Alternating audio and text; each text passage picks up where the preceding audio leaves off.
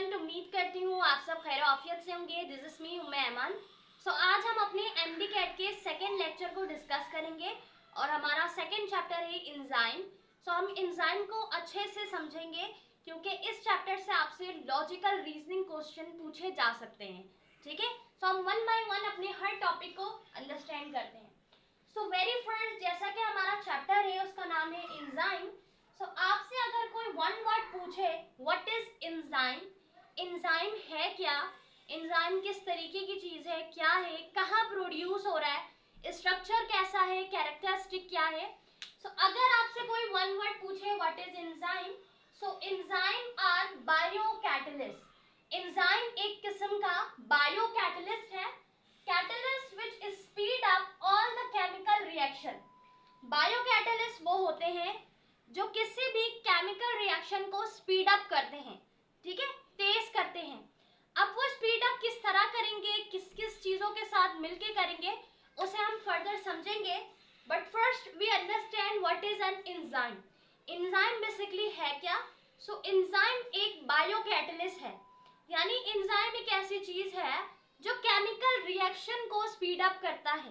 Chemical reaction, अच्छा, chemical reaction होने से एंजाइम पे कोई फर्क नहीं पड़ेगा। ये चीज इसकी कैरेक्टरिस्टिक में आती है कि एंजाइम पे कोई असर नहीं पड़ेगा केमिकल रिएक्शन के दौरान या उसके बाद, बट वो केमिकल रिएक्शन को क्या करेगा, स्पीड अप कर देगा, which means they are biocatalyst. ठीक है, now what is the characteristic of enzyme. Enzyme के कैरेक्टरिस्टिक क्या है?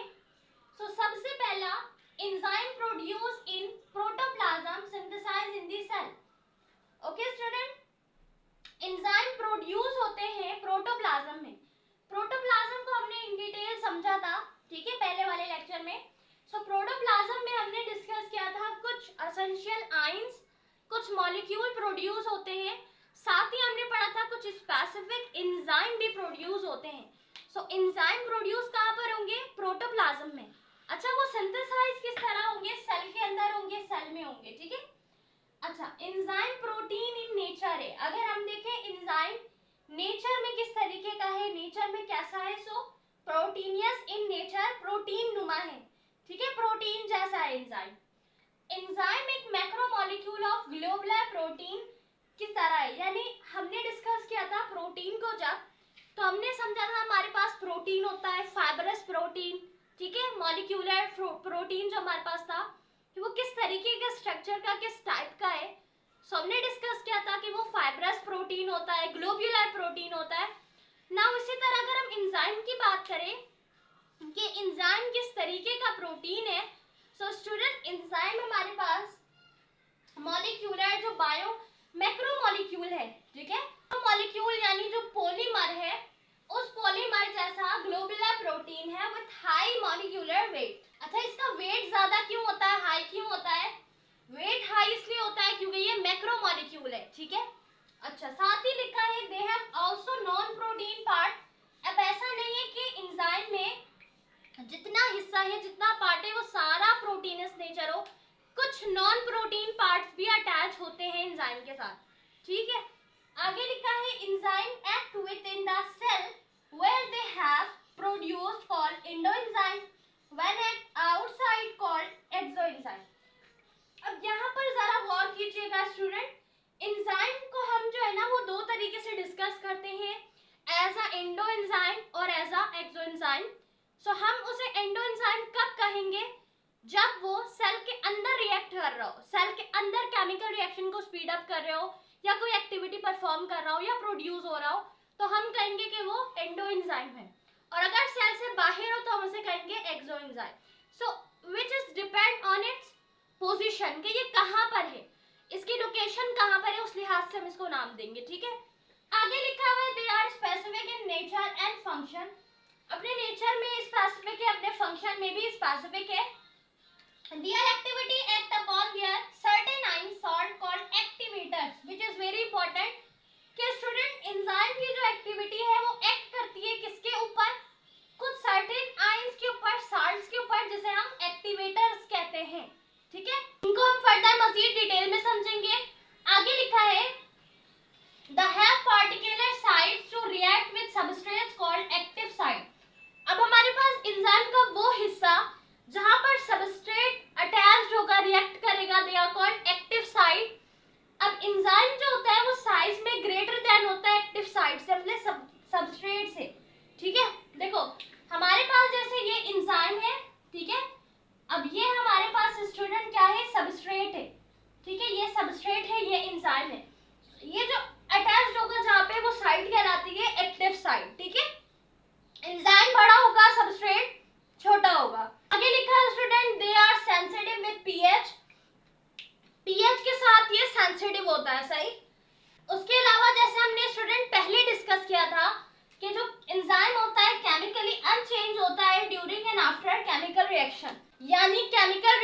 की वजह कर एंजाइम पे कोई फर्क नहीं आता है, चाहे रिएक्शन हो रहा हो या रिएक्शन के बाद एंजाइम पे कोई फर्क नहीं पड़ेगा या अनचेंज है।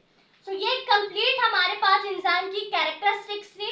एंजाइम की कैरेक्टरिस्टिक बहुत इंपॉर्टेंट है, आपसे पूछी जा सकती है, ठीक है, इसको अच्छे से आपने समझना है। एंजाइम है क्या? एंजाइम बायो कैटलिस्ट है जो स्पीड अप करता है रिएक्शन को। एंजाइम स्पेसिफिक होता है अपने नेचर में और फंक्शन में। ना पहले अब हम समझेंगे इसका स्ट्रक्चर किस तरीके का होता है ताकि हमें फंक्शन समझने में और मजीद जो चीजें हैं, मैकेनिज्म है, उनको समझने में हेल्प मिले। अब इसके हम स्ट्रक्चर को डिस्कस अगर करें स्टूडेंट, तो लिखा है कि जो स्ट्रक्चर ऑफ एंजाइम है, they are three dimensional globular protein. Three dimensional globular protein है, ठीक है। हमने अभी डिस्कस किया कि मैक्रोमोलिक्यूल ऑफ ग्लोब्यूलर प्रोटीन है, इसलिए हाई वेट है। अगर हम बात करें मजीद फर्दर स्ट्रक्चर के बारे में, तो उसके स्ट्रक्चर में जो मेन चीज है जो एक्ट करती है एज अ एक्टिविटी, जो मेन परफॉर्मेंस कर रही है, that is active side. So what is active side student? Active side, the active side of enzyme is the specific 2 region. Active side basically 2 region है, जगह है, region means जगह है, where substrate molecule bind and undergo a chemical reaction, जहां पर substrate bind होगा। जैसे हमने अभी इसका स्ट्रक्चर बनाया, ये एंजाइम है, ये सबस्ट्रेट है। अब जहां पर ये अटैच्ड होगा, बाइंड होगा, इसके साथ मिलेगा, फिर रिएक्शन परफॉर्म करेगा, रिएक्शन को स्पीड अप करेगा, ये साइड कहलाता है एक्टिव साइड, ठीक है। यहाँ पे एक्टिविटी हो रही है ना, इस वजह कर हम इसे एक्टिव साइड कहेंगे, ठीक है। आगे लिखा हुआ है it is typically a small pocket, आप इसको एज अ स्मॉल पॉकेट कह सकते हो, ऑन द एंजाइम सरफेस, जो कि एंजाइम के सरफेस पे है, ठीक है। And it is important for enzyme activity, और ये एंजाइम की एक्टिविटी के लिए बेतहाशा इंपॉर्टेंट है। क्योंकि अगर एंजाइम में एक्टिव साइट नहीं होगा तो एंजाइम एक्टिविटी कैसे परफॉर्म करेगा, ठीक है। सो एक्टिव साइट बहुत इंपॉर्टेंट है, सही है। It's a small pocket on the surface of enzyme, right. आगे लिखा है it has 2 main regions. Enzyme के 2 मेन रीजन्स हैं, एक्टिव साइट के 2 मेन रीजन है, ठीक है। पहला बाइंडिंग साइट, दूसरा catalytic site. Binding site basically responsible for binding the substrate. अब देखो हमारे पास ये जो एंजाइम है ना स्टूडेंट, यहाँ पर जब सबस्ट्रेट अटैच होगा, ये जहां अटैच हो रहा है उसे हम एक्टिव साइट कह रहे हैं। एक्टिव साइट को जोड़े रखने के लिए, बाइंड करने के लिए जो हिस्सा है उसे हम कहेंगे बाइंडिंग साइट, जो रिस्पॉन्सिबल है, जो जिम्मेदार है ताकि वो अटैच कर सके, बाइंड कर सके, स्टिक टुगेदर, किसको? एंजाइम को और सबस्ट्रेट को, ठीक है। और एक हिस्सा है catalytic, which mean facilitate the breaking and forming of chemical bond during reaction. अब रिएक्शन के दौरान एंजाइम के जो हमारे पास एक्टिव साइड है उसको तोड़ा जाएगा, नए बॉन्ड बनेंगे। सो तोड़ने के लिए और नए बॉन्ड बनाने के लिए जो साइट है, they are called catalytic site, right. Catalytic site facilitate करेगा कि वो तोड़ सके और बना सके नए बॉन्ड को ड्यूरिंग द रिएक्शन, राइट। सो ये 2 साइट है, एक बाइंडिंग साइट, एक कैटालाइटिक साइट, जो कि होते हैं एक्टिव साइट पे। एक्टिव साइट बेसिकली एक स्मॉल पॉकेट है, किसके सरफेस पे? एंजाइम के सरफेस पे, that is very important for the activity of enzyme. ये था स्ट्रक्चर एक्टिव साइट का। अब इसके स्ट्रक्चरल हिस्से में, पार्ट में कुछ मजीद चीजें हैं, उनको हम डिस्कस करते हैं। नाउ स्टूडेंट, अब हम इनके कुछ फर्दर स्ट्रक्चरल पार्ट को डिस्कस करते हैं, जिसमें से आपसे रीजनिंग क्वेश्चन पूछे जा सकते हैं, ठीक है। किस तरीके से? सबसे पहले हम देखते हैं कि हमारे पास वो स्ट्रक्चरल पार्ट है कौन कौन से। तो जैसे कि हम डिस्कस कर रहे थे स्टूडेंट एक्टिव साइट को, राइट, ठीक है। हमने एक्टिव साइट के बारे में पढ़ा, समझा कि एक्टिव साइट में किस तरह हमारे पास 2 रीजन्स होते हैं, जैसे कैटालाइटिक, ठीक है, और इसके साथ ही बाइंडिंग साइट, जो कि मिलके जब हम बाइंड करेगा, कैटालाइट करेगा और फिर केमिकल रिएक्शन होगा एक्टिव साइट के ऊपर, सही ना। इसी तरह वहीं पर मजीद कुछ स्ट्रक्चरल पार्ट होते हैं जो कि मेन रोल प्ले कर रहे होते हैं केमिकल रिएक्शन के दौरान और एंजाइम को स्पीड अप करने के लिए, ठीक है, ताकि एंजाइम इजीली स्पीड अप करके अपना वर्क परफॉर्म कर सके। तो हमारे पास लिखा है कॉन्जुगेटेड एंजाइम। सो आपसे पूछा जा सकता है कि कॉन्जुगेटेड एंजाइम क्या है। So conjugated enzyme, as we know, enzyme are completely made up of protein part. Enzyme proteinaceous in nature है, which means उसके पास क्या है स्टूडेंट, प्रोटीन पार्ट मौजूद है, बट साथ ही while one part made up of non protein, लेकिन एक हिस्सा ऐसा है जो नॉन प्रोटीन है, सही। सो प्रोटीन और नॉन प्रोटीन पार्ट को जब हम मिलाएंगे तो that is called conjugated enzyme. जैसे हमने डिस्कस किया था कॉन्जुगेटेड मॉलिक्यूल को। सो कॉन्जुगेटेड मॉलिक्यूल यानी दो डिफरेंट बायोमॉलिक्यूल का आपस में मिलना, बॉन्ड बनाना, ज्वाइंट होना टुगेदर, और एक मुख्तलिफ यूनिट पर, एक नए यूनिट पे काम करना, ठीक है। इसी तरीके से जब प्रोटीन पार्ट और नॉन प्रोटीन पार्ट मिलेगा, एक कंप्लीट एंजाइम तैयार होगा, वो वर्क करेगा, तो वो कहलाएगा कॉन्जुगेटेड एंजाइम, ठीक है। अच्छा, साथ ही लिखा है यहाँ पर कोफैक्टर। अब ये कोफैक्टर क्या होता है? Cofactor is also a structural part. Cofactor basically जो नॉन प्रोटीन पार्ट है स्टूडेंट, किसका? एंजाइम का। So the non protein of part of the enzyme, ये रिस्पॉन्सिबल होता है फॉर अटैचमेंट। क्यों? ताकि ये अटैच हो सके। अब जब हमने डिस्कस किया प्रोटीन, जो हमारे पास प्रोटीनियस नेचर है वो एंजाइम का है, यानी enzyme is completely proteinaceous nature. So non protein part क्यों फिर? सो ये जो नॉन प्रोटीन पार्ट है एंजाइम का, ये रिस्पॉन्सिबल है कि ये अटैचमेंट करा सके किसकी? सबस्ट्रेट की at active site. Active site पे सबस्ट्रेट को जोड़ सके एंड परफॉर्म कैटालाइटिक एक्टिविटी, ताकि कैटालाइटिक एक्टिविटी परफॉर्म हो सके, ठीक है। हमारे पास एंजाइम में स्टूडेंट ये जो हिस्सा है सबस्ट्रेट का, ठीक है, ये हमारे पास बेसिकली नॉन प्रोटीन पार्ट होता है। जो बाकी हिस्सा होता है वो प्रोटीन पार्ट होता है। सो ये इसलिए होता है ताकि ये अटैच हो सके एक्टिव साइट पे और कैटालाइटिक एक्टिविटी परफॉर्म हो जाए, सही। आगे लिखा है ये जो कोफैक्टर है ना स्टूडेंट, मे बी ऑर्गेनिक और इनऑर्गेनिक। ये ऑर्गेनिक भी हो सकता है, इनऑर्गेनिक भी हो सकता है। सिंपली अगर इनऑर्गेनिक हुआ तो वहां पर आपको मेटालिक आयंस देखने को मिलेंगे, जस्ट वहां पर मेटालिक आयंस होंगे। But if it could be organic, अगर ये ऑर्गेनिक हुआ तो वहां पर हमें दो ग्रुप देखने को मिलेगा। दो तरीके से हम देख सकते हैं, एक हमारे पास होगा कोएंजाइम, या तो वो होगा प्रोस्टैटिक ग्रुप, ठीक है। कोएंजाइम डेरिवेटिव्स होते हैं विटामिन्स के, यानी वहां पर स्पेशली आपको विटामिन्स के देखने को मिलेंगे, सही। जैसे हमारे पास FADH है, NADH है, इस तरीके से आपको विटामिन्स देखने को मिलेंगे। कहाँ पर? कोएंजाइम में, सही। अच्छा, दे बिहेव लाइक इनऑर्गेनिक, वो बिहेव इस तरह करेंगे जैसे इनऑर्गेनिक है, बट एक्चुअल में वो ऑर्गेनिक होंगे, जिसे हम कोएंजाइम कहेंगे। जबकि अगर हम प्रोस्टैटिक ग्रुप की बात करें तो यहाँ पर परमानेंट पार्ट ऑफ एंजाइम होगा, यानी एंजाइम का परमानेंट हिस्सा प्रोस्टैटिक ग्रुप कहलाता है। सो ये होगा ऑर्गेनिक में, और इनऑर्गेनिक में मोस्टली मेटालिक आयंस होंगे। ऑर्गेनिक और ऑर्गेनिक हमारे पास है कौन? कोफैक्टर। कोफैक्टर बेसिकली रिस्पॉन्सिबल है attachment of substrate at the active site, ताकि वो परफॉर्म कर सके कैटालाइटिक को, ठीक है, ताकि कैटालाइटिक एक्टिविटी इजीली परफॉर्म हो जाए ना। उसके बाद दो मजीद हमारे पास टर्मिनोलॉजी है, जैसे एपोएंजाइम और होलोएंजाइम। इसको समझिएगा, इसमें डिफरेंस भी बनाइएगा। एपोएंजाइम बेसिकली कॉन्जुगेटेड एंजाइम जो हमने डिस्कस किया, ये रहा कॉन्जुगेटेड एंजाइम, जब ये विदाउट कोफैक्टर हो, ठीक है। कॉन्जुगेटेड एंजाइम में कोफैक्टर नहीं, इसका मतलब नॉन प्रोटीन पार्ट ना हो, यानी कि अटैचमेंट ना हो किसी भी हमारे पास किसकी? एक्टिव साइट की, ताकि वो कैटालाइटिक एक्टिविटी परफॉर्म कर सके, तो उसे हम कहेंगे एपोएंजाइम। और ये बहुत ही रेयर केस में होगा, एपोएंजाइम बहुत रेयर केस में होगा, क्योंकि it does not work separately. ये सेपरेटली वर्क करने की फिर सलाहियत नहीं रखेगा, क्योंकि इसके पास इसका नॉन प्रोटीन पार्ट है नहीं, इसका कोफैक्टर नहीं है, ठीक है, इसलिए सेपरेटली वर्क नहीं कर सकेगा। अगर बात करें होलोएंजाइम की, they are opposite of apoenzyme. Holoenzyme inactivated enzyme consist of polypeptide chain and cofactor.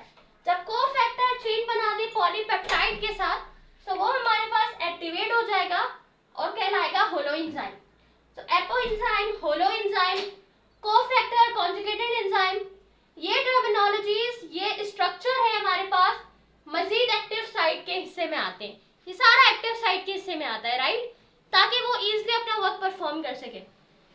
It depend on non protein part. It depend on substrate कि कैसा रिएक्शन है, कैसा सबस्ट्रेट है, उस हिसाब से काम होगा। सही, तो ये हमारे पास कंप्लीट स्ट्रक्चर हो गया। अब हम डिस्कस करते हैं मैकेनिज्म ऑफ एंजाइम को। सही स्टूडेंट, अब हम बढ़ते हैं मैकेनिज्म ऑफ एंजाइम एक्शन की तरफ कि एंजाइम का एक्शन किस तरीके से होता है, यानी एंजाइम अपनी एक्टिविटी को किस तरह परफॉर्म करता है। ठीक है, उसका पूरा प्रोसेस क्या है, मैकेनिज्म क्या है, हम इसको समझते हैं। सही, अब यहाँ से आपको एक ना लॉजिकल रीजनिंग क्वेश्चन मिलेगा, उसको आपने सही से अपने पास नोट डाउन करना है, समझना है कॉन्सेप्ट को। सही, अब देखो हमारे पास स्टूडेंट, अगर हम इसके मैकेनिज्म की बात करें, सो एंजाइम जो अपना मैकेनिज्म परफॉर्म करता है विद सबस्ट्रेट, ठीक है, सबस्ट्रेट के साथ करता है। सो जब एंजाइम सबस्ट्रेट के साथ मैकेनिज्म करेगा, सो क्या हमारे पास एंजाइम सबस्ट्रेट कॉम्प्लेक्स बनेगा या हमारे पास एंजाइम प्रोडक्ट कॉम्प्लेक्स बनेगा। सो वैसे तो जब हम रिएक्टेंट प्रोडक्ट जो हमारे पास होता है, जब रिएक्टेंट को हम रिएक्शन करवाते हैं सो प्रोडक्ट मिलता है। ठीक है, अमूमन किसी केमिकल रिएक्शन के दौरान रिएक्टेंट से प्रोडक्ट मिलता है, बट यहाँ पर प्रोडक्ट से पहले हमें क्या मिलेगा, एक कॉम्प्लेक्स स्ट्रक्चर मिलेगा। ठीक है, जब एंजाइम और सबस्ट्रेट आपस में मिलेंगे स्टूडेंट, एक्टिव साइड उसका अटैच्ड होगा, बाइंड होगा, कैटालाइटिक परफॉर्मेंस शुरू होगी। सो हमें सबसे पहले जो मिलेगा वो ES मिलेगा, यानी एंजाइम सबस्ट्रेट का एक कॉम्प्लेक्स हिस्सा मिलेगा। देन उसके बाद एंजाइम प्रोडक्ट मिलेगा। सही, अब इस एंजाइम प्रोडक्ट में से एंजाइम को और प्रोडक्ट को सेपरेट किया जा सकेगा, फिर हम सेपरेट करके प्रोडक्ट हासिल करेंगे। देन वो एंजाइम अगेन किसी सबस्ट्रेट के साथ रिएक्ट करेगा, फिर एंजाइम सबस्ट्रेट कॉम्प्लेक्स मिलेगा, फिर enzyme product complex, then enzyme और फिर प्रोडक्ट को अलग किया जाएगा। इस पूरे मैकेनिज्म को समझने के लिए, इस पूरे मैकेनिज्म को अप्लाई करने के लिए हमारे पास दो मॉडल मौजूद है। ठीक है, वैसे एक मॉडल दिया गया था, फिर उसको थोड़ा बहुत मॉडिफाई किया गया। ठीक है, उसमें मजीद कुछ चीजें नोट की गई, फिर उसे बताया गया, फिर उसके बाद उस मॉडल को इस्तेमाल किया गया into mechanism of enzyme action में। सही, अब वो मॉडल कौन से है और कौन सी उसमें चीज है डिफरेंट है, कौन सी उसमें मॉडिफिकेशन हुई है जो आपसे पूछी जा सकती है, उसको हम समझते हैं। देखो सबसे पहला मॉडल है student, that is lock and की मॉडल। ठीक है, लॉक एंड की मॉडल जो है स्टूडेंट, इसके जो साइंटिस्ट थे दैट इज इमेल फिशर, ये आपने नाम याद रखना है, इमेल फिशर, इन्होंने इंट्रोड्यूस करवाया था लॉक एंड की मॉडल को इन 1898 में। अब ये जो हमारे पास डेट है ना, कुछ बुक में चेंज है, आगे पीछे है, सो अराउंड एक आगे पीछे इस तरीके से डेट मिलेगी। आपके बुक में जो डेट है आप उसे लिखिएगा 1898। ठीक है, सो इमेल फिशर 1898 में इन्होंने इंट्रोड्यूस करवाया था लॉक एंड की मॉडल को। आगे लिखा है particularly enzyme act on particular substrate like particular lock unlock by particular key. अब इन्होंने लॉक एंड की क्यों नाम रखा है इस मॉडल का, क्योंकि ये यहाँ पर एम्फसाइज करते हैं, ये यहाँ पर स्टेटमेंट देते हैं कि एंजाइम बेसिकली एक लॉक की तरह है और सबस्ट्रेट एक की तरह है। जिस तरह किसी लॉक को उसी की तरह, उसी की जो पर्टिकुलर, उसी की जो की है वो खोल सकती है और कोई की नहीं खोल सकती, इसी तरह एंजाइम के साथ उसका ही कोई पर्टिकुलर सबस्ट्रेट होगा जो उसके साथ अटैच्ड होके मिलके एक्टिविटी परफॉर्म करेगा। अदरवाइज कोई और जो हमारे पास जितना भी सबस्ट्रेट हो, जैसा भी हो, वो एंजाइम के साथ नहीं मिल सकता। So basically in short word अगर हम कहें, सो स्पेसिफिक एंजाइम के लिए स्पेसिफिक सबस्ट्रेट है और स्पेसिफिक सबस्ट्रेट के लिए स्पेसिफिक एंजाइम है। कोई और किसी के साथ अटैच नहीं होकर एक्टिविटी परफॉर्म कर सकता। अच्छा, इसका रीजन क्या है? उन्होंने रीजन ये दिया कि बेसिकली हमारे पास ये जो थ्योरी है ये डिपेंड करती है फिजिकल कंटेंट के ऊपर, यानी बिटवीन सबस्ट्रेट एंड एंजाइम। इनका ये कहना है कि एक्टिव साइट जो है स्टूडेंट एंजाइम का, उसके पास डिफरेंट शेप होती है और उस शेप के बारे में ये कहते हैं कि वो रिजिड शेप का होता है, यानी बहुत ज्यादा हार्ड शेप का होता है, सख्त होता है। सो बेसिकली जब शेप बहुत ज्यादा हार्ड होगा, रिजिड होगा, सो अगर हम किसी और सबस्ट्रेट को उसमें इंसर्ट करवाएंगे सो कुछ ना कुछ प्रॉब्लम होगी, वो टूटेगा या खराब होगा या उसका शेप जो है उस एंजाइम मॉलिक्यूल का वो डिस्ट्रॉय हो जाएगा। सो इस वजह कर जो हमारे पास स्टूडेंट पहला जो मॉडल है लॉक एंड की मॉडल जो इमेल फिशर ने इंट्रोड्यूस करवाया। सो ये एम्फसाइज करते हैं कि बिल्कुल ही स्पेसिफिक है एंजाइम अपने सबस्ट्रेट के लिए, इसके अलावा कोई और सबस्ट्रेट अटैच नहीं हो सकेगा, ठीक है, क्योंकि उसका जो शेप है वो बहुत ज्यादा रिजिड है, सख्त है। तो इन नटशेल हम क्या कहेंगे, this enzyme work in absolute specificity, यानी कि एक एब्सोल्यूट इन्होंने इसकी जो है ना स्ट्रक्चर के बारे में बात कर दी कि वो बिल्कुल स्पेसिफिक है, यानी कैटलाइज्ड होगा ओनली वन सबस्ट्रेट के साथ, कोई दूसरा सबस्ट्रेट किसी किस्म का मजीद मोर सबस्ट्रेट अटैच नहीं हो सकेगा, ठीक है, हमारे फर्स्ट मॉडल के अकॉर्डिंग। अब आते हैं दूसरे मॉडल पर। इस मॉडल का नाम है स्टूडेंट इंड्यूस्ड फिट मॉडल। सही, इंड्यूस्ड फिट मॉडल, इंड्यूस का मतलब होता है ठोसना, इंड्यूस करना, किसी चीज में जबरन डालना, ठीक है। सो इंड्यूस का मतलब तो हमने समझ लिया। सो इट डिपेंड कंप्लीटली कि ये किस तरीके से जाएगा सबस्ट्रेट इसमें, सही है। सो जो मॉडिफिकेशन की है यहाँ पर, वो क्या मॉडिफिकेशन की होगी, ऑब्वियसली शेप के ऊपर मॉडिफिकेशन की होगी, सही है। अच्छा, इंट्रोडक्शन देखो अगर, तो हमारे पास साइंटिस्ट है कॉशलैंड, इन्होंने 1959 पे इंट्रोड्यूस करवाया था सेकेंड मॉडल को, जिसका नाम है इंड्यूस्ड फिट मॉडल। अब ये स्टेट करते हैं, पहला तो इन्होंने जस्ट मॉडिफिकेशन की थोड़ी बहुत चीजों में, और ये स्टेट करते हैं कि व्हेन अ सबस्ट्रेट, जब कोई सबस्ट्रेट कंबाइन होगा विद एंजाइम, एंजाइम के साथ, so it induce change in the enzyme substrate, यानी एंजाइम स्ट्रक्चर। अब इनका ये कहना है, इंड्यूस नाम इन्होंने इसलिए रखा कि अगर कोई सबस्ट्रेट किसी एंजाइम पे इंड्यूस किया जाएगा, डाला जाएगा, तो एंजाइम अपने स्ट्रक्चर को थोड़ा बहुत क्या करेगा, चेंज करेगा। इसका मतलब ये हुआ, this change enable the enzyme to perform catalytic activity. अगर एंजाइम के स्ट्रक्चर में चेंज आ रहा है, यानी वो इस इनेबल हो गया, इस काबिल हो गया है कि वो परफॉर्म कर सके कैटालाइटिक एक्टिविटी को, चाहे उसका सबस्ट्रेट स्पेसिफिक है या नहीं। अब यहाँ पर सवाल ये बनता है कि कैसे पॉसिबल है कि एंजाइम अपने स्ट्रक्चर को चेंज करेगा, सही, एंजाइम का मॉलिक्यूल कैसे चेंज करेगा कि वो इस इनेबल हो जाए कि वो कैटालाइटिक जो हमारे पास एक्टिविटी है उसको परफॉर्म कर सके। So simple, according to this model the active site is flexible. अब ये यहाँ पर आपके पास लॉजिकल रीजनिंग क्वेश्चन है कि ये हमारे पास जो मॉडिफिकेशन हुई थी वो इसकी शेप पे हुई थी, इसकी फ्लेक्सिबिलिटी पे बात किया था कॉशलैंड ने, जबकि जो हमारे पास ईमेल फिशर थे इन्होंने कहा कि ये रिजिड शेप का होता है। फिर बाद में ये आइडेंटिफाई किया गया कि ये फ्लेक्सिबल है, और आपको पता है कोई चीज जब फ्लेक्सिबल होती है तो वो अपना शेप इजीली चेंज कर पाती है, हमें थोड़ी बहुत उसमें क्या करनी होती है, उसको इंड्यूस करना पड़ता है, फिट करना पड़ता है, देन वो अपना शेप थोड़ा बहुत चेंज कर लेती है। सो उन्होंने ये बताया, ये उन्होंने मॉडिफिकेशन की कि ये फ्लेक्सिबल है, that's why they change the active site during catalytic reaction is responsible for the conversion of substrate into product। इस वजह कर सबस्ट्रेट से हमारे पास जो प्रोडक्ट है स्टूडेंट वो बनेगा, सही। जब वो अपने शेप को चेंज करेगा, सबस्ट्रेट अटैच्ड होगा, कैटालाइटिक एक्टिविटी रिएक्शन करती जाएगी, परफॉर्म करती जाएगी, सो फिर इजीली वो कन्वर्जन कर सकेगा सबस्ट्रेट से प्रोडक्ट में, सही। सो मॉडिफिकेशन क्या हुई यहाँ पे, मॉडिफिकेशन हुई एंजाइम के शेप के ऊपर।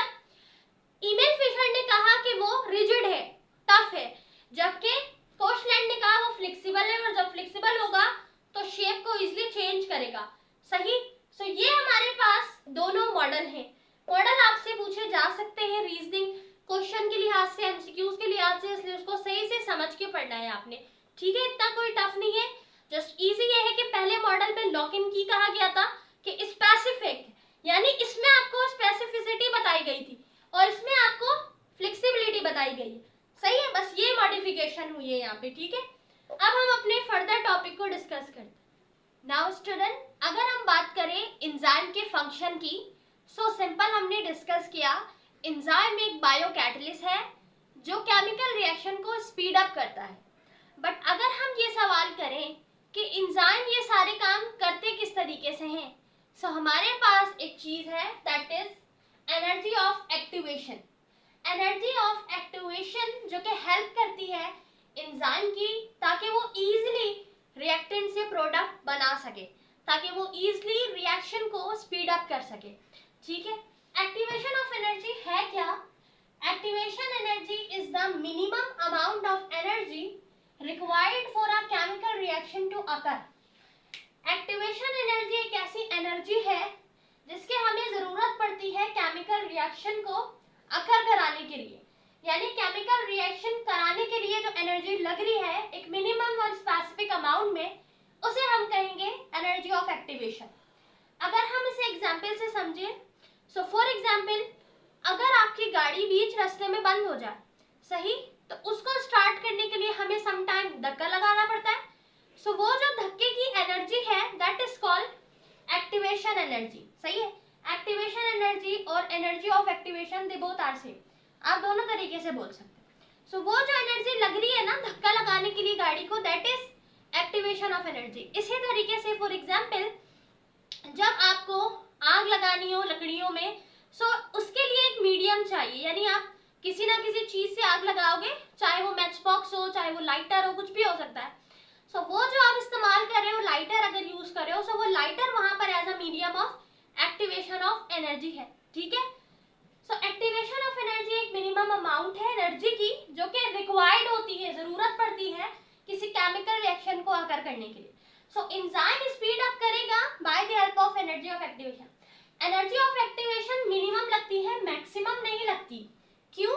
क्योंकि एंजाइम की अपनी भी तो कुछ एनर्जी होगी, सो इसलिए उसको जो थोड़ी बहुत एनर्जी चाहिए, सो वो एक्टिवेशन ऑफ एनर्जी से गुजारा करेगा। सही, आगे लिखा है स्टूडेंट, अच्छा इसको समझने से पहले ये देखो लिखा है enzyme speed up the reaction by lowering the activation of energy. अब एंजाइम का फंक्शन ये है कि वो रिएक्शन को स्पीड अप कर रहा है। सही, सो जब एंजाइम रिएक्शन को स्पीड अप करेगा तो वो एक्टिवेशन ऑफ एनर्जी को लोअर कर देगा, कम कर देगा। इस तरीके से हमारा रेट ऑफ रिएक्शन ज्यादा हो जाएगा और एक्टिवेशन ऑफ एनर्जी कम लगेगी। ठीक है, ऐसा क्यों होता है? ऐसा इसलिए होता है because enzyme lower the activation of energy of a reaction by stabilizing the transition state, ताकि जो ट्रांजिशन स्टेट हो रही है यानी रिएक्टेंट से प्रोडक्ट का बनना वो इजीली हो जाए, making it easier for reactant to convert into product. ठीक है, इसीलिए ये एनर्जी जो है ना कम लेता है, क्योंकि जैसे जैसे रिएक्शन होता जाएगा स्पीड अप होगा तो एनर्जी आपको कम लगानी पड़ेगी। जैसे वही एग्जांपल, जब आप गाड़ी को धक्का लगाओगे तो शुरू में आपको थोड़ी ज्यादा एनर्जी देनी होगी, जैसे जैसे गाड़ी स्टार्ट होगी तो आप एनर्जी फिर कम लगाओगे, फिर गाड़ी अपनी एनर्जी लगाएगी। सही, इसी तरीके से यहाँ पर होता है। सही, एंजाइम जैसे स्पीड अप करेगा तो एक्टिवेशन ऑफ एनर्जी लो होती जाएगी। सही, इस ग्राफ से समझो, यहाँ पे स्टूडेंट रिएक्टेंट, ठीक है, रिएक्टेंट से जब प्रोडक्ट बनेगा, सो रिएक्टेंट से प्रोडक्ट बनने तक जो यहाँ पर एनर्जी लगेगी that is called activation of energy, और ये प्रोसेस होगा रिएक्शन का विद टाइम, टाइम के साथ। सही है स्टूडेंट, सो ये हमारे पास कंप्लीट जो है ना कॉन्सेप्ट था एनर्जी ऑफ एक्टिवेशन का। एनर्जी ऑफ एक्टिवेशन को याद रखिएगा, एनर्जी ऑफ एक्टिवेशन रिक्वायर्ड होगी तभी केमिकल रिएक्शन स्टार्ट होगा, बाद में फिर वो लोअर होती जाएगी, कम होती जाएगी और रिएक्शन में स्पीड अप होता जाएगा। ठीक है, अब हम फर्दर टॉपिक को समझते हैं। नाउ स्टूडेंट, अब हम अपने अनदर टॉपिक को डिस्कस करेंगे जो कि हमारे पास है फैक्टर इफेक्टिंग एंजाइम एक्टिविटी, यानी कुछ ऐसे फैक्टर जो एंजाइम की एक्टिविटी में इफेक्ट करते हैं। ठीक है, सो आपकी बुक में पूरा पैराग्राफ लिखा हुआ है। नाउ आपके पास एक टास्क है, वो टास्क ये है कि आपने जितने भी फैक्टर्स हैं जो कि इफेक्ट कर रहे हैं एंजाइम की एक्टिविटी के ऊपर, उनको अच्छे से रीड करना है और उन पैराग्राफ को समराइज करना है। ठीक है, आपका जो नोट्स होगा, आपका जो नोटबुक होगा, उसमें आपने क्या करना है, इस टॉपिक को अच्छे से रीड करना है। ठीक है, और इसको क्या करना है, समराइज करना है। सही है, अब पूरे पैराग्राफ में जो मेन पॉइंट है, यानी जो मेन एक्टिविटी है जो इफेक्ट हो रही है एंजाइम के ऊपर, चाहे टेम्परेचर की, चाहे एंजाइम कंसंट्रेशन की, चाहे पीएच की, मैं डायरेक्ट आपको वो बताऊंगी। ठीक है, ताकि आपको क्लियर हो जाए कि किस तरीके से इफेक्ट कर रहा है। बाकी पूरा पैराग्राफ आपने एक बार रीड जरूर करना है फॉर एमसीक्यूज। मैं जो टॉपिक को समराइज करके बता रही हूँ आपकी लॉजिकल रीजनिंग के लिए बता रही हूँ इस तरीके से। ठीक है, ताकि आप लॉजिकल रीजनिंग क्वेश्चन आए तो आप अटेम्प्ट कर सको, लेकिन बाकी जो आपके पास एमसीक्यूज है वो आपके उस पैराग्राफ से किसी लाइन से भी आ सकता है, इसीलिए मैं आपको कह रही हूँ कि आपने पूरा पैराग्राफ एक बार रीडिंग करना है, ठीक है, फॉर एमसीक्यूज। और लॉजिकल रीजनिंग के लिए मैं आपको मेन जो नुक्ता है, मेन जो पॉइंट है, जो एम्फसाइज करेगा कि कहाँ पे इफेक्ट होगी एक्टिविटी एंजाइम की, वो मैं आपको बताऊंगी। सही, तो जल्दी से हम डिस्कस करते हैं टेम्परेचर को। पहला फैक्टर है हमारा स्टूडेंट टेम्परेचर। नाउ टेम्परेचर किस तरीके से इफेक्ट करेगा एंजाइम की एक्टिविटी को। सो लिखा है effect enzyme activity by altering the enzyme structure. जब एंजाइम का स्ट्रक्चर चेंज होने लगेगा, ठीक है, तो विच मीन्स कि ये इफेक्ट हो रहा है किसी ना किसी चीज से। अब स्ट्रक्चर चेंज होगा विच मीन्स सबस्ट्रेट को प्रॉब्लम होगी अटैच होने में, बाइंड होने में। जब सबस्ट्रेट प्रॉपर्ली बाइंड नहीं हो पाएगा तो फिर क्या होगा, सही से एक्टिविटी परफॉर्म नहीं होगी, सही से कैटालाइटिक साइट नहीं जुड़ पाएगा, ठीक है। सो हम क्या करेंगे, कोशिश करेंगे कि हमारा जो शेप है मॉलिक्यूल का एंजाइम का वो डिस्ट्रॉय ना हो।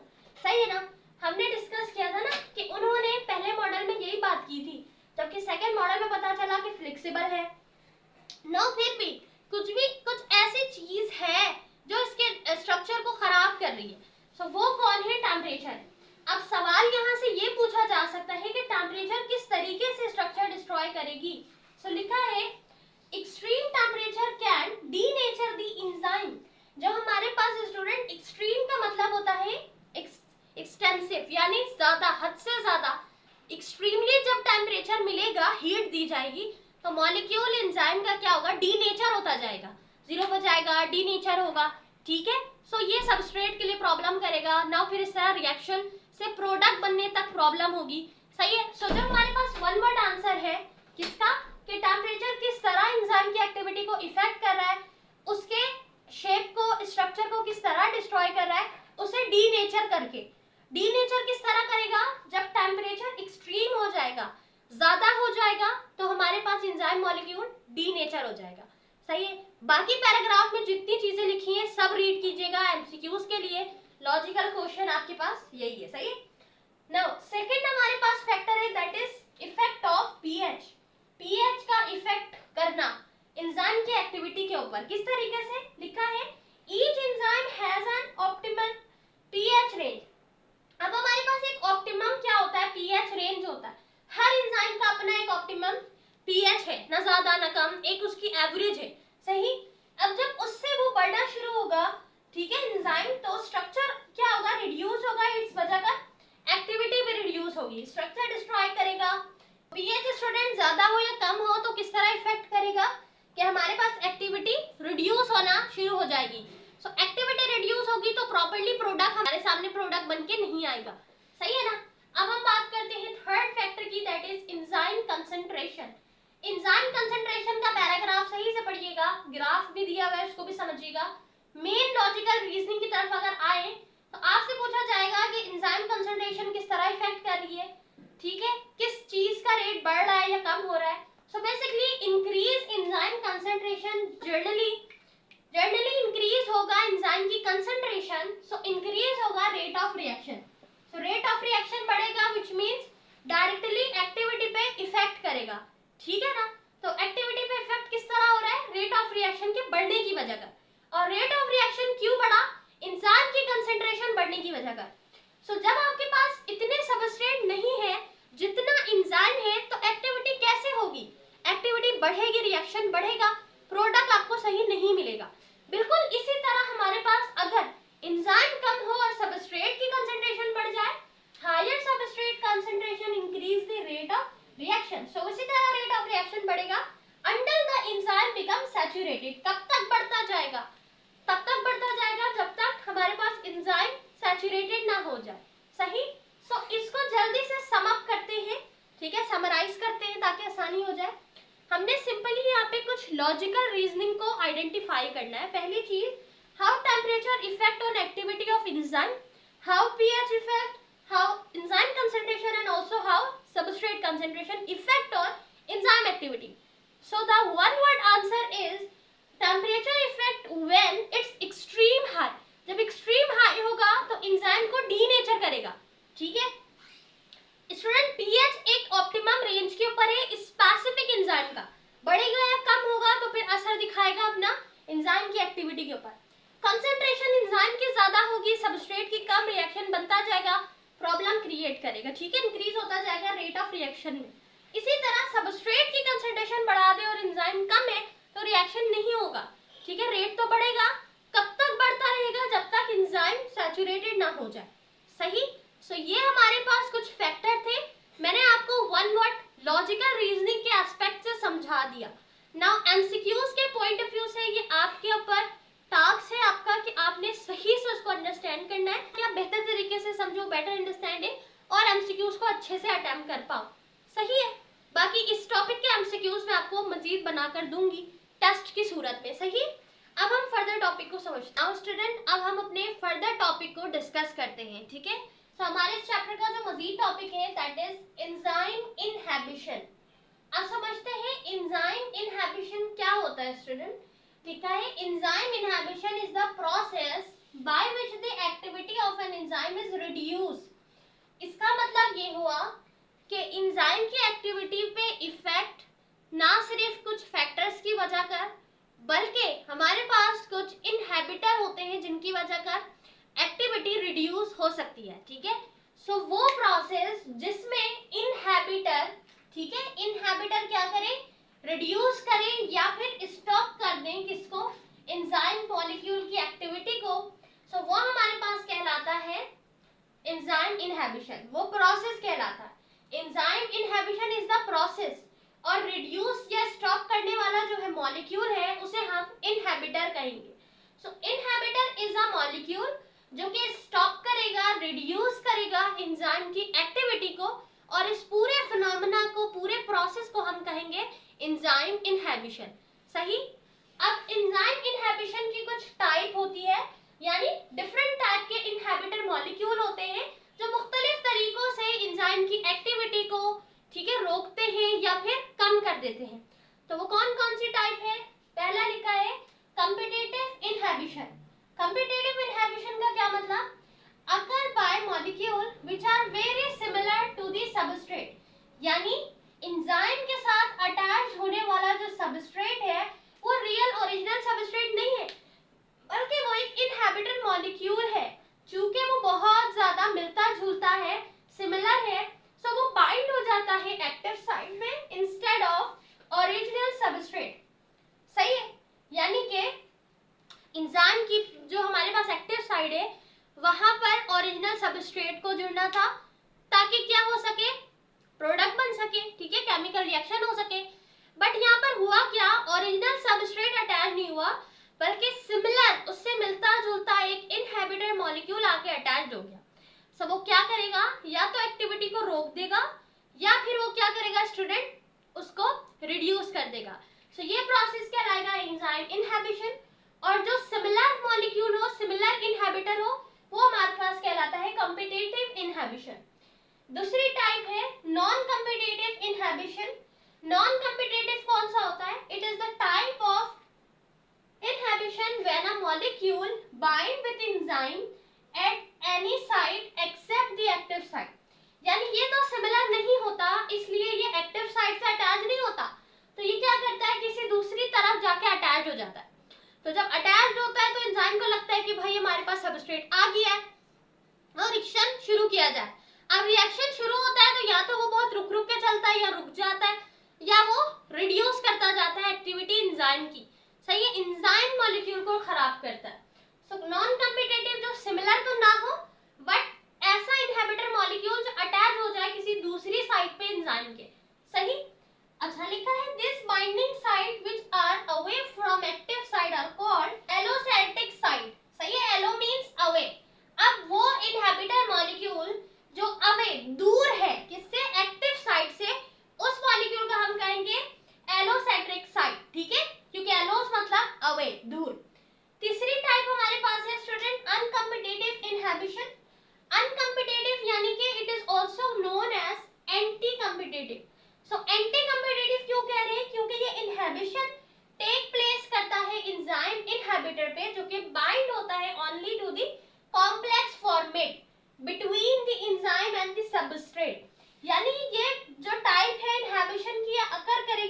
रिएक्शन पे जहां पे हमारे पास दो या दो से ज्यादा सबस्ट्रेट या प्रोडक्ट होंगे, सही। सो जो हमारे पास अनकम्पिटिटिव है या एंटी कम्पिटिटिव है, विच मीन्स कि वो सिंगली क्या करेंगे, सिंगुलरली अटैच नहीं होंगे, बल्कि जो हमारे पास कॉम्प्लेक्स होगा, ES होगा, उसके साथ क्या करेंगे, अटैच हो जाएंगे। सो ये हमारे पास था एंजाइम इनहिबिशन। अगेन रिपीट करते हैं, एंजाइम इनहिबिशन क्यों होता है, ताकि वो रिड्यूस कर दे। जैसे इसकी एग्जांपल ये है कि जब आप पूरी मेहनत के साथ कोई काम करते हैं तो कोई ना कोई ऐसा बंदा या कोई ना कोई ऐसी रुकावट आ जाती है या आने की कोशिश करती है जिससे आपका काम या तो खत्म हो जाए या रुक जाए, सही है। खदी बदी में जो है ना वो आपके काम के आड़े आना, बीच में आना, सही। इसी तरीके की एंजाइम जो है ना वो स्पीड अप कर रहा है बायोकैटलिसिस है। सो उसका जो एनिमी है या आप ये कह सकते हैं जो उसके काम को रोकने वाला है, वो इनहिबिटर। सो इनहिबिटर मॉलिक्यूल है, ये सबस्ट्रेट की जगह अटैच हो जाएगा। जैसे कि हमारे कुछ लोग हमारे फ्रेंड बन के आ जाते हैं, सही है, लेकिन वो हमारे रियल फ्रेंड तो नहीं होते ना, सही है। इसी तरीके से सबस्ट्रेट जो है एंजाइम के साथ जुड़ेगा, ओरिजिनल सबस्ट्रेट, तो वो अच्छी तरीके से वर्क करेगा। बट अगर ओरिजिनल सबस्ट्रेट ना हो, इनहिबिटर मॉलिक्यूल हो, सो वो इनहिबिशन क्रिएट करेगा, यानी रुकावट पैदा करेगा, रिड्यूस करेगा, रोकेगा। सो ये मुख्तलिफ किस्म के हमारे पास इनहिबिशन होते हैं, मुख्तलिफ किस्म के, जैसे कैटेगरीज के लोग होते हैं, इस तरीके से मुख्तलिफ किस्म के इनहिबिशन होता है। अब आप इसको नेगेटिव वे में मत लीजिएगा, पॉजिटिव वे में लीजिएगा, सही है। अच्छा देखें, यहाँ पर कम्पिटिटिव इनहिबिशन स्टूडेंट हमने डिस्कस किया, जो ओरिजिनल की जगह आ जाए, फेक, ठीक है। नॉन कम्पिटिटिव यानी जो सिमिलर तो नहीं है, उसकी जगह नहीं आ सकता, बट कहीं ना कहीं से अटैच हो जाएगा, सही। तीसरा हमारे पास कौन है स्टूडेंट, जो बोलेगा नहीं सिंगल हम नहीं कर सकते कुछ, तो हम जब ये लोग टीम बना के वर्क करेंगे, जब साथ होंगे, दो होंगे, कॉम्प्लेक्स होंगे, फिर हम बीच में जाएंगे और काम रोकने या खराब करने की कोशिश करें। सो ये हमारे पास कुछ इनहिबिशन होते हैं, ठीक है, इसको हम कहते हैं एंजाइम इनहिबिशन। अब हम फर्दर जो टॉपिक है उनको समझते हैं। अब स्टूडेंट हमारा जो अगला टॉपिक है हम उसे डिस्कस करते हैं, जो कि है सिग्निफिकेंस ऑफ एंजाइम इनहिबिशन, यानी एंजाइम इनहिबिशन की इंपॉर्टेंट। तो हम अगर देखें students, very first, enzyme inhibition help control the rate of biochemical, ठीक है, सही है। हमारे पास जो इनहिबिशन है ना वो किस तरीके से फायदेमंद होगा एंजाइम के लिए, देखो जब इनहिबिशन होगी, रुकावट होगी, तो वो मदद देगा किसको, रेट ऑफ जो हमारे पास बायोकेमिकल है उसको कंट्रोल करने में। क्योंकि अभी हमने डिस्कस किया जो इनहिबिटर होते हैं, जो इनहिबिशन प्रोसेस होता है उसमें रिड्यूस हो जाता है। सो जब एक्टिविटी रिड्यूस होगी, विच मीन्स कि बायोकेमिकल की जो रेट है, ठीक है, जो ड्यूरेशन चल रहा है, उसको क्या करेगा, कंट्रोल कर सकेगा, ठीक है। इसके साथ ही reaction ensure that metabolic process occur at appropriate rate, यानी कि उसको एप्रोप्रिएट रेट पे लाने में हेल्प करेगा कि जो मेटाबॉलिक प्रोसेस हो रहा है ये इंश्योर करवाएगा कि वो एक एप्रोप्रिएट रेट पे हो रहा है या नहीं। तो हम एंजाइम के जो इनहिबिशन है इससे इस चीज का भी मालूम कर सकते हैं कि बायोकेमिकल का जो रेट है रिएक्शन का वो क्या है, एप्रोप्रिएट है या नहीं, ज्यादा है या कम है। सो उसको बैलेंस करने में, कंट्रोल करने में हेल्प आउट कर सकता है। इसके साथ ही may drug function as enzyme inhibitor to treat disease by blocking the activity of specific enzyme. अब देखो जो हमारे पास ड्रग्स हैं, मेडिसिन हैं, ठीक है, जो फार्मास्यूटिकल्स हैं, अब देखो वहां पे क्या होता है, जो फंक्शन हो रहा है एंजाइम का, सो इनहिबिटर ट्रीट करेगा, यानी कि वो ब्लॉक करेगा एक्टिविटी ऑफ स्पेसिफिक एंजाइम की, सही है। सो जब वो ब्लॉक करेगा, सो व्हिच मींस एंजाइम वहीं पे रुकेगा, एंजाइम वहीं पे रिड्यूस होगा, ठीक है, जो कि मेडिसिन चेक में हमें हेल्प करेगा, सही। इसके साथ है certain toxic and poisonous as enzyme inhibitor disturbing normal function, cellular normal function करने में हेल्प करेगा। फॉर एग्जांपल अगर हमारे पास कुछ सर्टेन टॉक्सिक और पॉइजनस एंजाइम है, सो जब एंजाइम इनहिबिटर आएगा तो वो तो उसकी एक्टिविटी को रोक लेगा। सो ऐसी सूरत हाल में, ऐसी कंडीशन में ये इनहिबिशन हमारे लिए हेल्पफुल होगा, सही है। हर तरीके से नहीं, लेकिन कुछ चीजें हमें फायदा देंगी। सबसे पहला रेगुलेट करने में, यानी कि कंट्रोल करेगा बायोकेमिकल के रेट को। इसके साथ ही कुछ टॉक्सिक हमारे पास जो एंजाइम एक्ट कर रहे होंगे उनको रोकेगा। तीसरा, एक्टिविटी रुकेगी, हमें मेडिसिन की सूरत में जो इनहिबिशन है डिजीज वो ब्लॉक कर देंगे, ठीक है, स्पेसिफिक एंजाइम्स को। तो जब एंजाइम अपनी सूरत को चेंज करेगा, जब हमें नुकसान देगा, तो वहां पे रोकने के लिए एंजाइम को इनहिबिशन जो होगा, इनहिबिटर, वो बहुत ही हेल्पफुल साबित होगा। सही। इसी के साथ एक और टॉपिक दिया हुआ है, that is feedback of inhibition. So feedback क्या है स्टूडेंट? सबसे पहला, रेगुलेट मेटाबॉलिक पाथवे। अब इनहिबिशन का फीडबैक हमें ये मिल रहा है कि रेगुलेट कर रहा है मेटाबॉलिक पाथवे को। इसके साथ ही it prevents of over production of substrate. जब एक्टिविटी कम होगी या रोक देगा तो ओवर प्रोडक्शन नहीं होगी सब्सटेंस की, ठीक है। सब्सटेंस एक नॉर्मल मिकदार में, एक नॉर्मल अमाउंट में प्रोड्यूस होंगे, ओवर नहीं होंगे। सही है। साथ ही ensure that the cell responds to change in metabolic demand. Metabolic demand के अकॉर्डिंग ही हमारे पास चेंज क्रिएट होगा, एक्स्ट्रा नहीं होगा। सो ये आपके पास इतना इंपॉर्टेंट टॉपिक नहीं है, इसलिए मैंने कुछ पॉइंट आपको बता दिए ताकि आपको आइडिया हो सिग्निफिकेंस ऑफ इनहिबिशन क्या है, फीडबैक इसका क्या मिल रहा है हमें, ठीक है। एमसीक्यूज के लिए रीडिंग जरूर कीजिएगा, ठीक है। नाउ स्टूडेंट, अब हम डिस्कस करते हैं अपने लास्ट टॉपिक को, जो कि इस चैप्टर का है। अच्छा, मार्कर जो है ना वो थोड़ा सा सूख गया है, आपको सही से नजर नहीं आ रहा होगा, सो आप बुक को देख सकते हैं क्योंकि मैंने ये टॉपिक बुक से ही लिखा है। सही। अब इसको समझते हैं जल्दी से। अच्छा, हमारे पास है classification of enzyme. So classification of enzyme दो तरीके से होता है, आपको पता है। क्लासिफिकेशन दो चीजों के ऊपर होगी, एक रिएक्शन के ऊपर कि रिएक्शन किस तरीके का है, उसके ऊपर हमारी क्लासिफिकेशन होगी एंजाइम की। दूसरा कि हमारे पास जो एंजाइम है उसका सबस्ट्रेट कैसा है। सो पहले क्लासिफिकेशन रिएक्शन के ऊपर, दूसरी सबस्ट्रेट के ऊपर।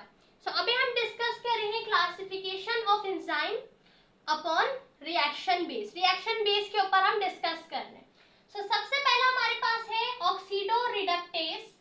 ऑक्सीडो रिडक्टेस यानी जो रिक्वायर करेगा oxidation and reduction by removal of and addition of hydrogen ion.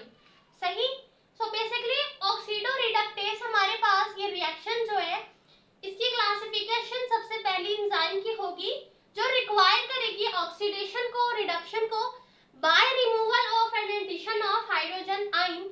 So हम उसे कहेंगे ऑक्सीडो रिडक्टेस, ठीक है। दूसरा जो रिएक्शन है दैट इज ट्रांसफरेज।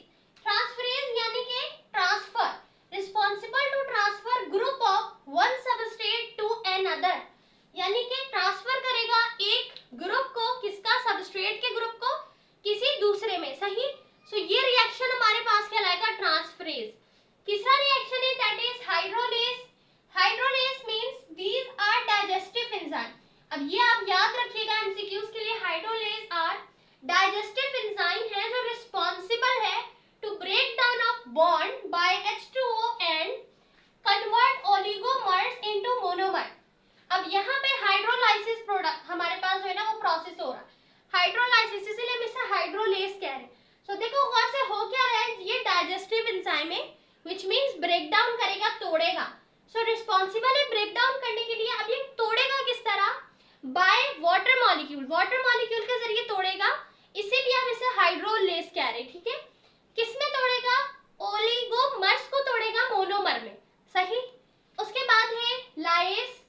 ये कैटालाइज करेगा, ब्रेक डाउन करेगा स्पेसिफिक कोवेलेंट बॉन्ड को, ये तोड़ेगा स्पेसिफिक कोवेलेंट बॉन्ड को and removal of group without hydrolysis.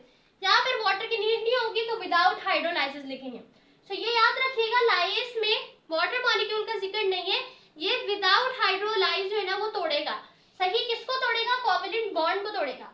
जबकि हाइड्रोलाइज जो है, हाइड्रोलाइज वाटर मॉलिक्यूल के जरिए करेगा by water molecule and oligomer को तोड़ेगा मोनोमर्स में, जबकि ये simple covalent specific covalent bond को तोड़ेगा जिसमें हाइड्रोलाइसिस नहीं होगा, ठीक है। उसके बाद है isomerase. Isomerase catalyse intermolecular of atom in the molecule to form another isomer. Isomerase यानी कि ये क्या करेगा, ये इंटरमॉलिक्यूलर एटम रीअरेंजमेंट करेगा, एटम्स की इंटरमॉलिक्यूलर अरेंजमेंट, ताकि ये क्या कर सके, मॉलिक्यूल से बना सके, फॉर्म कर सके अनदर आइसोमर। सही। गेस हमारे पास क्या होता है? Catalyse the condensation reaction like DNA, RNA and polymer. ये कैटालाइज करेगा पॉलीमर्स को, जबकि हमारे पास हाइड्रोलेज कर रहा था ओलिगोमर्स को और मोनोमर्स में, ठीक है। और जबकि लाइस कर रहा था कुछ स्पेसिफिक कोवेलेंट बॉन्ड को, लाइगेज कर रहा है कंडेंसेशन रिएक्शन, बना रहा है डीएनए, आरएनए और एंजाइम्स की क्लासिफिकेशन है on the basis of reaction. अब आपकी बुक में एक और क्लासिफिकेशन दी गई है बिल्कुल लास्ट में, जो कि हमारे पास है on the basis of substrate. ठीक है, तो उसको भी एक बार डिस्कस कर लीजिएगा, मैं बता देती हूँ साथ ही। ठीक है, अगर बुक नहीं है आपके पास तो आप पीडीएफ सर्च करके ना एक बार देख लीजिएगा। सही है, मैं बता रही हूँ, आप लिख लीजिए अपने पास। नंबर 37 पे लिखा है क्लासिफिकेशन बेस्ड अपॉन सबस्ट्रेट। ये हमारे पास था बेस्ड अपॉन रिएक्शन। अब अगर हम बेस्ड अपॉन सबस्ट्रेट की बात करें तो पहला हमारे पास है प्रोटेज, जो कि एक्ट करेगा ऑन प्रोटीन के ऊपर। ठीक है, जैसे टर्पेन। ठीक है, इसके अलावा हमारे पास जो है लाइपेज, जो कि परफॉर्म करेगा, हाइड्रोलाइज करेगा फैट को। लाइपेज में लिपिड, तो फैट को क्या करेगा, हाइड्रोलाइज करेगा। इसके साथ ही हमारे पास है ग्लाइकोसाइडेज यानी कि कार्बोहाइड्रेट मॉलिक्यूल। इमाइलेज यानी इमाइडोज कन्वर्ट करेगा इनटू हमारे पास माल्टोज में। साथ ही सेल्यूलोज लिखा है जो कि एक्ट करेगा सेल्यूलोज पे। माल्टोज एक्ट करेगा माल्टोज पे। सक्रोज एक्ट करेगा सक्रोज पे। लैक्टोज एक्ट करेगा लैक्टोज पे। ये सारे हमारे पास कार्बोहाइड्रेट है। ठीक है, चौथा दिया हुआ है न्यूक्लियस, जो कि एक्ट करेगा डिफरेंट न्यूक्लिक ग्रुप जैसे आरएनए, डीएनए और एटीपीज के ऊपर। सही है, सो ये था सबस्ट्रेट के ऊपर। सो आप याद रखिएगा, एमसीक्यूज में हो सकता है आपसे पूछ लिया जाए कि लाइपेज किसके ऊपर एक्ट कर रहा है, प्रोटेज किसके ऊपर एक्ट कर रहा है। ठीक है, इस तरीके से। सो ये हमारे पास कंप्लीट चैप्टर था एंजाइम का। आई होप आपको समझ आ गया हो। आपको मैंने एक टास्क दिया था factor affecting rate of temperature का, जो पूरा टॉपिक है temperature, pH, enzyme concentration, substrate concentration, उसको पूरा पढ़िएगा। मैंने जो है ना सिर्फ लॉजिकल रीजनिंग बताया आपको।